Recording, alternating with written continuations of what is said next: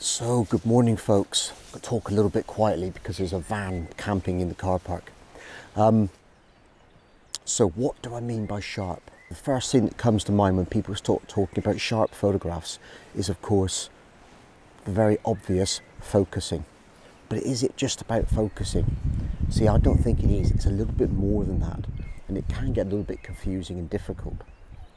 So today, when we're talking about sharp, we're going to be talking about the lens as well, the qualities of the lens.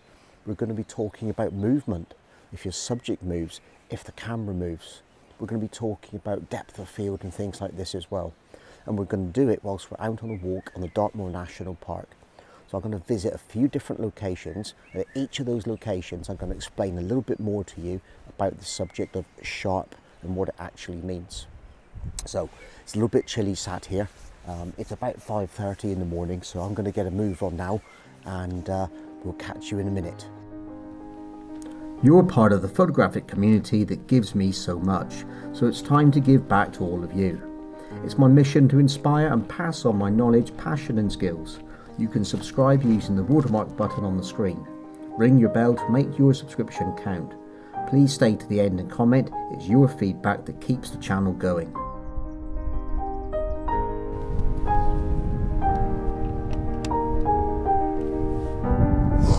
A bit windy, guys, so I hope that you're actually getting this.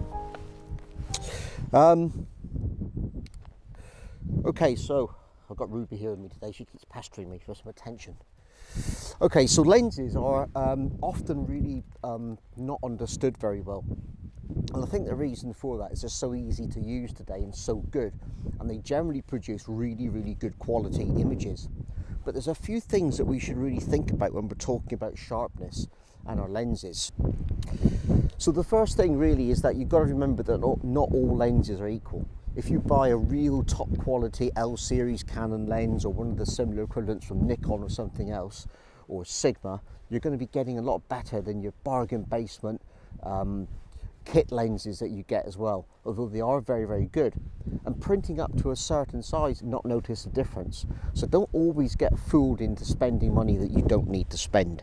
Now, the other thing with lenses is that it's a very, very common misconception that you will get the sharpest pictures at the smallest apertures. So people think, oh, I want my image to be really, really sharp. And this is especially true when we do landscape photography. People think, you know what, I'm going to shoot at f22, f16 or whatever, because I know when I get down towards f2.8 and f4.5, I'm going to get a blurred picture. What we're really talking about there is not sharpness. What we're really talking about is something called depth of field. And we'll talk about that a little bit later on. What I'm talking about is the optical performance of the lens. And I'm talking about something called diffraction, which simply means that when you focus an image, the different spectrum of light focuses at different colours. So red will focus in a different place to green than to blue. And the smaller the aperture, the worse that becomes. So when you focus at something like f16, f22 and use those apertures, you're going to get some diffraction. But if you use the middle range, if you shoot at something around f8, f11, then you're going to get the best optical performance from your lens. So you should always try your very best to try and use an aperture in that range. Now, sure, if you need front to back sharpness and it's something which is a consideration, then I'm not saying ruin your photo by not get it all sharp of what you want, but just think about that when you're doing it, because there are other options than f16 and f22. Try and use f8 and f11. So I'm going to take this image which I've set up, and then we're going to find another location. Ruby's getting a bit distracted, so it's going to be time to move on in a minute.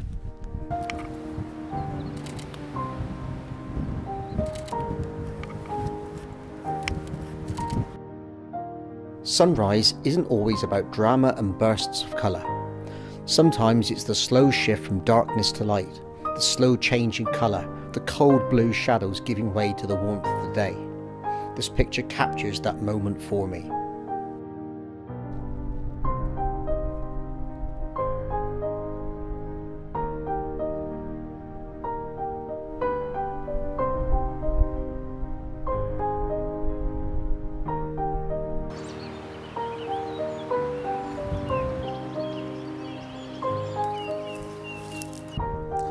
So the pictures that I've just taken may not be the ones which I actually show you at the end.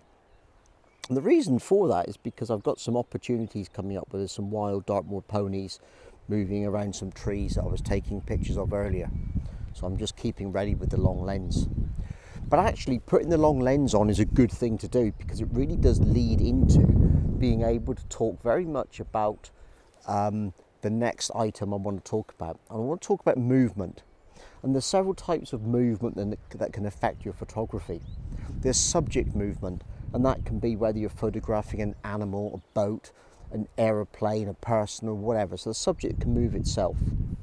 The subject can also be influenced by the wind as well. And I don't know if you've heard it today, it actually is quite windy. So trees moving in the breeze, flowers moving in the wind as well. And then there's camera movement, whether that's intentional for creative effect, or whether it's simply because you're using a long lens or you're hand holding or whatever. But we're going to talk about the tripod and camera movement later on. So if you remember the last picture that we took, we were speaking about using apertures between f8 and f11, because that's where your lens worked the best. So if we work out with that and couple that together, that now kind of determines what we can use on our shutter speed, or how we set our ISO.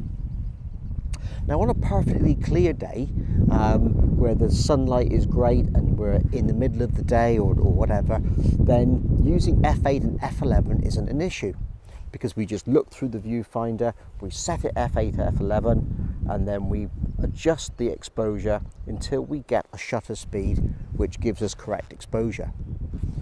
In this condition where we are right now, because it's quite bright, I've got f8 and I've got f11 at 40th of a second. Now hand holding with a large 300mm, 70 to 300mm lens probably wouldn't work for me, because I'd get something called camera shake. Now I could use the image stabilizer on the lens if we were hand holding. But as landscape photographers, and predominantly that's what I'm talking about, we're going to use the tripod. But tripods are no good if they're not used properly. The other way that we can get around using the tripod would be to increase our ISO. So if we put the ISO up, for example, if I put the ISO up from 100 up to 200, I can get a shutter speed now of 80th of a second. If I go up to ISO 400, I can now get up to 1/60th of a second. And if I go all the way up again up to ISO 800, I'm now at 400th of a second at f11. And we could really quite happily handhold the camera at that setting. But once again, for the absolute best quality that we can get, we want to be trying to use something more around ISO 100, because that gives us the best quality. So, set it back to ISO 100. There we go, back to our 40th of a second. And let's talk about how we use the tripod properly to keep everything still and steady for us. If we want to keep everything as sharp as we possibly can using the tripod, we've got to make sure we use it properly. And there's a few things to look at, a few things to note. When using long lenses like this, a lens collar is always a good option, because it balances your camera. You've got the weight of the camera over the front, and you've got the camera itself, you've got the weight of the lens at the front and the camera at the back. So that's quite nice and balanced. It's also to make sure that all of your settings and all your controls and all your adjustments are nice and tight and solid. You don't want something moving about and some vibration in there. The camera strap, I would actually tuck this out of the way. If it's windy, I tend to wrap it up and put it out of the way, or take it off. I prefer to leave the camera strap on there because I use my straps quite a bit.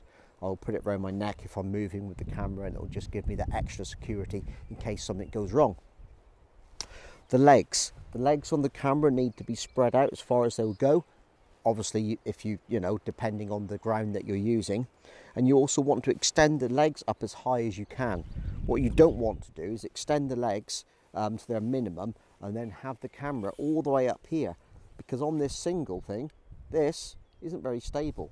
Yes, once it stopped moving, but it's still got a little bit of movement in it.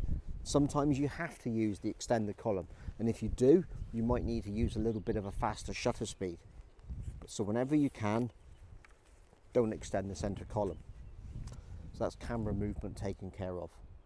So I've been taking a picture of a tree, which I'm going to move you so you can actually see it a little bit better. So I'm not sure if you can see this very well, but down on the down in the field where I'm looking down across, there's a tree which is nicely lit, and in the background, the trees in the background are not lit by the sun yet, so they're a little bit dark, and that's given me some nice contrast between the side lit tree and the one in the background as well.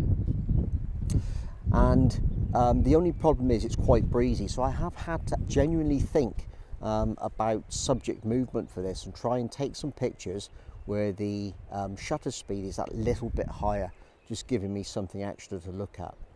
So I'm sorry I can't show you the setup very well because I'm almost shooting straight into the sun and I just couldn't video it. I think you get the idea of what I'm trying to achieve. I'll put the settings up on the screen with the final composition for you so you can see what I took the picture up eventually. By the time I took this photograph, twilight had been defeated and golden warm light filled the moor, although the background was still held in a shadowy haze. In processing, I add a little warmth and glow, a slight touch of negative dehaze, and saturated and sharpened the greens on the side lit tree. Ruby and I genuinely wanted some breakfast and a cup of coffee. So there's one other type of movement I want to talk about. In fact, there's two other types of movement, and they're caused by the camera themselves and your interaction with the camera. And the first one is when the mirror flips up out of the way. In a digital SLR camera, you get a bit of internal vibration. And if you're using very, very slow shutter speed, that can have an impact. So how do you get around it? Well, there's two ways. The first way is you use live view. As soon as you engage and start using live view to take your pictures, then actually your mirror is moved up out of the way so your camera can access the sensor. The second way is if you have a camera with a feature on it called mirror lockup. When you're using the viewfinder, if you press the shutter once, the mirror moves up out of the way, and if you press it the second time, then you take the picture. So that's how you get around the movement from the mirror moving out of the way in the camera. The second one is you go to all this trouble of locking your tripod down, picking the right aperture, picking the right shutter speed, using mirror lockup, and then you stab the shutter release button with your finger. That little press on the button causes a bit of vibration. If you're using a slow shutter speed, you need to get yourself a cable release or a remote. There may even be one that came with your camera. So it's time for me to finish my breakfast, my cup of coffee, pack up here, and then we're going to move on to another photograph where we're going to talk about focusing.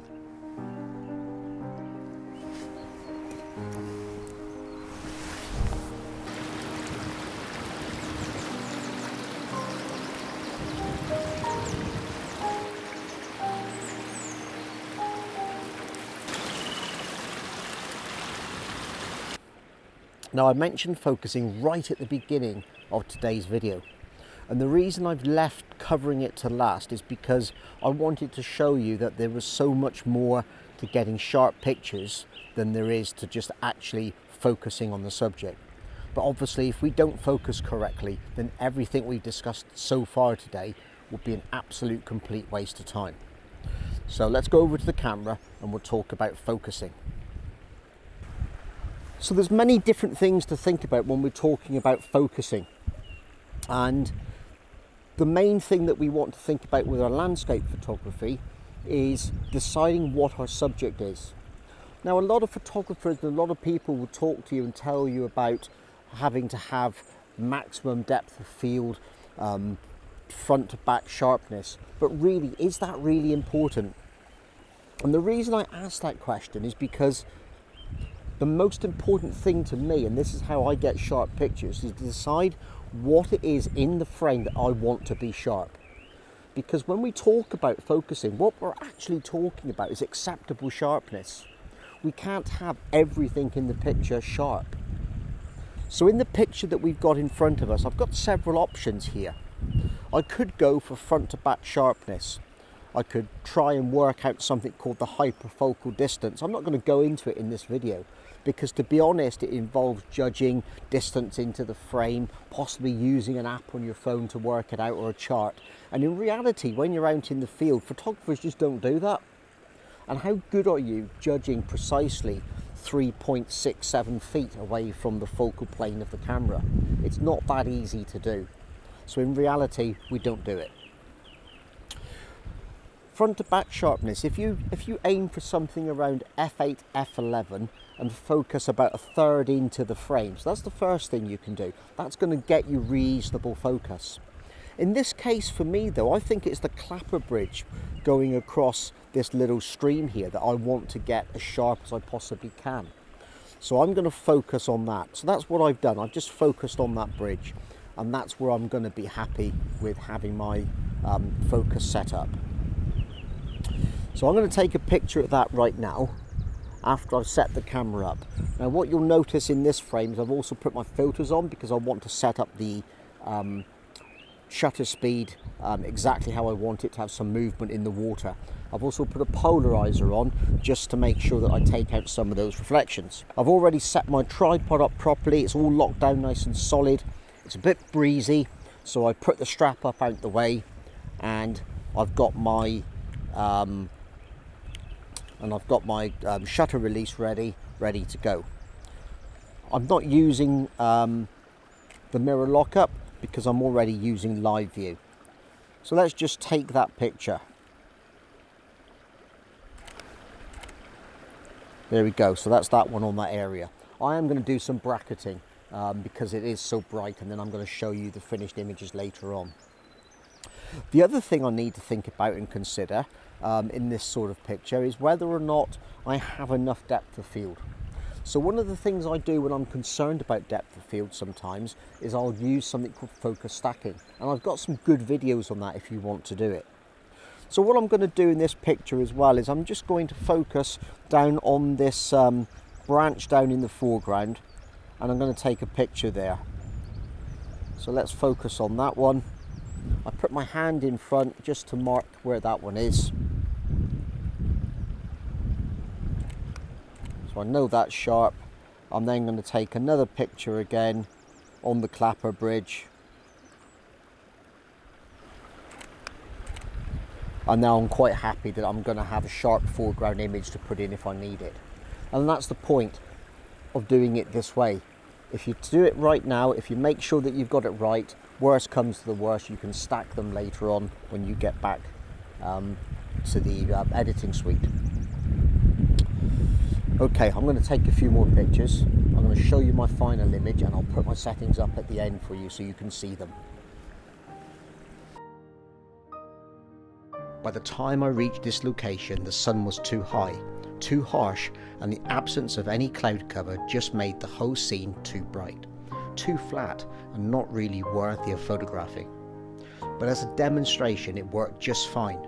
This photograph will never make the portfolio, but the location is certainly one to return to.